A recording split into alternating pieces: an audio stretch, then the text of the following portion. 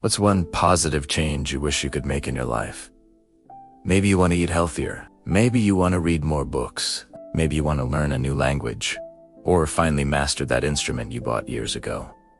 Whatever the goal is, one truth remains the same. Wanting change doesn't create change. Saying you'll read more won't stop Netflix from tempting you. Wanting to eat better doesn't magically make salad more appealing. That's where habits come in. The big idea behind the book Atomic Habits is simple. Small choices, repeated consistently, lead to massive results. You don't need to reinvent yourself. You don't need to overhaul your life. You just need tiny improvements, repeated daily, that slowly reshape who you become. Think of a plane taking off from Los Angeles, heading toward New York. Now imagine the pilot shifts the nose just 3.5 degrees. A tiny change, barely noticeable. No one feels anything different. But by the end of the flight, the plane lands in Washington, D.C., not New York. That's what small habits do. You don't notice them today. You barely notice them tomorrow. But over months and years, they redirect your entire life. Go for a 20-minute jog today, you look the same tomorrow. Eat a whole pizza tonight, you look the same tomorrow. But repeat these actions daily, and the results compound. Tiny habits don't feel powerful, but their long-term effects are massive. So when you feel discouraged, when dose and T show immediate results, focus on your trajectory, not your current outcome. If your direction is right, your results will follow. But how do habits form? And more importantly, how do you build the ones that change your life? Habits follow a simple 4-step loop. Cue, craving, response, and reward. You walk into a dark room. That's the cue. You want to see? That's the craving. You flip the switch. That's the response. The room lights up. That's the reward. Coffee works the same way. Wake up. Feel tired. Make coffee. Feel alive. Once you understand this loop, you can build habits on purpose. Let's say you want to learn guitar, but you never practice. Your guitar is hidden in a corner, so the habit never starts. To fix this, make the cue obvious. Place the guitar in the middle of your living room where you can't ignore it. Then use a powerful tool called implementation intentions. Instead of saying, "I'll practice sometime this week," say, "On Monday, Wednesday, and Friday, right after my morning alarm, I will practice for 1 hour." When the cue is clear, the habit becomes easier. This isn't just theory. Dr. Ann Thorndike ran a real experiment in a hospital cafeteria. She simply replaced soda with water at eye level and scattered water bottles across the cafeteria.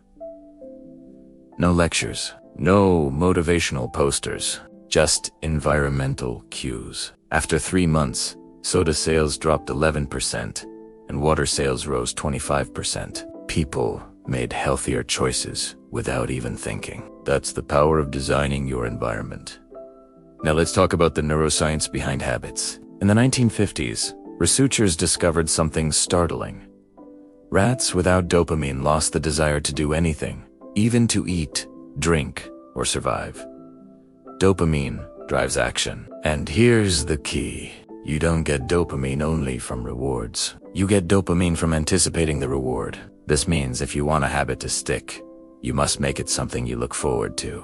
That's where temptation bundling comes in. Pair something you need to do with something you want to do. Like the engineering student who only allowed himself to watch Netflix if he was pedaling his exercise bike. No pedaling, no Netflix. Suddenly, exercising became enjoyable. You don't need a fancy setup.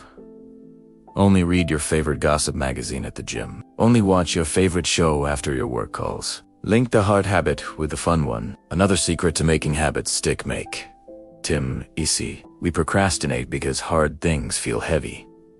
We scroll on our phone because it's effortless. But you can reshape your environment to reduce friction. James Clear uses a simple example.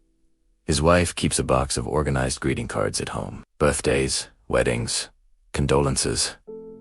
Already, that removes friction, so she never misses sending cards.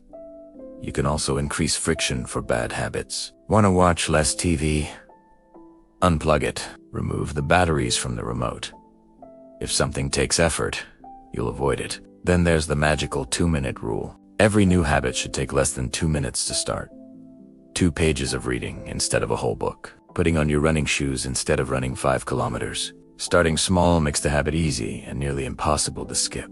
Once you begin, momentum takes over. Next comes the rule of making habits satisfying. People form habits when they feel good immediately. But most good habits have delayed rewards, saving money, losing weight, building skills. Our brains, however, prefer instant gratification. So you must create your own immediate reward. A couple wanted to eat out less and save money. They opened a bank account called Trip to Europe. Every time they skipped a restaurant meal, they transferred $50 into that account. Watching the money grow became instantly satisfying, and it kept them consistent. But even with satisfaction and systems, habits can slip. That's why you need habit tracking. Benjamin Franklin tracked his habits in a notebook every night. You can do the same with a simple calendar. Each X on the calendar becomes its own reward.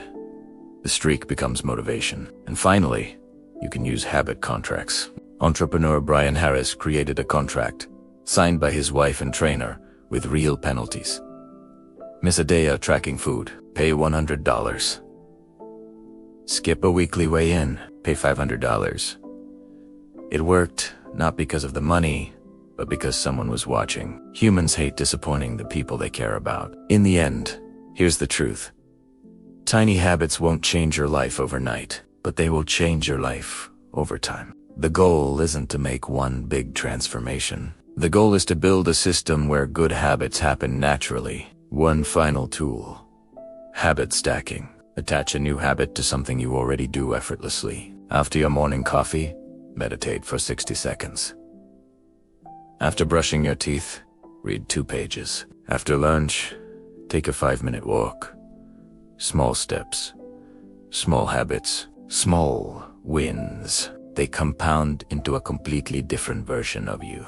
That's how your life changes, slowly, quietly, consistently. One tiny habit at a time.